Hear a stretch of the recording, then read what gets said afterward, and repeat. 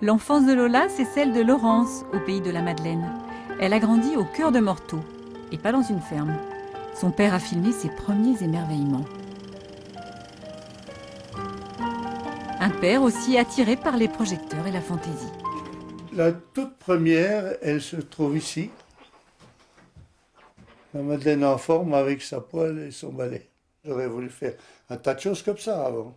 Alors donc, je ne l'ai pas fait. Donc automatiquement, c'est elle qui l'a fait. Mais avant cela, la jeune fille réalise le rêve de sa mère et devient institutrice. C'est seulement 9 ans plus tard que la comédie prendra le pas sur la pédagogie. L'Olympia, quitter un métier pour faire ça, ça fait peur des fois. Voilà, tu pensais qu'être fonctionnaire, c'était mieux que d'être Madeleine. Oui. Elle s'amusait beaucoup, elle inventait beaucoup de choses. Avec les poupées, elle faisait un peu l'école, elle faisait enfin du théâtre, si on pourrait dire le mot. Elle était très joueuse, enfant.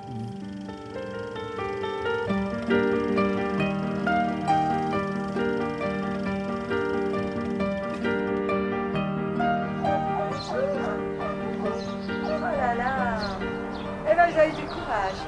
Oh. La première fois que je suis arrivée aux Ars, je ne te connaissais pas encore. Et j'arrive, je garde ma 2 chevaux rouges.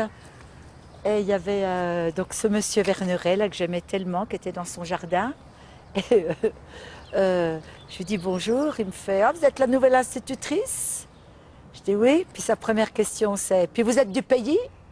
D'un air de dire « Vous avez intérêt de l'être ?» Puis après je lui dis « Ah, il fait beau, hein. Oh, bah c'est parti pour rester !» Et ça j'ai adoré, quoi. J'ai l'impression que ça n'a pas bougé, il n'y a Là, rien. c'était la salle de classe. Il n'y a rien qui a bougé. Quoi. Bah, ils ont pas refait le sol, quoi. Regarde, Qu'est-ce que tu veux qu'ils bougent? Je sais pas, ils n'ont pas... Rien, c'est pareil. Quoi.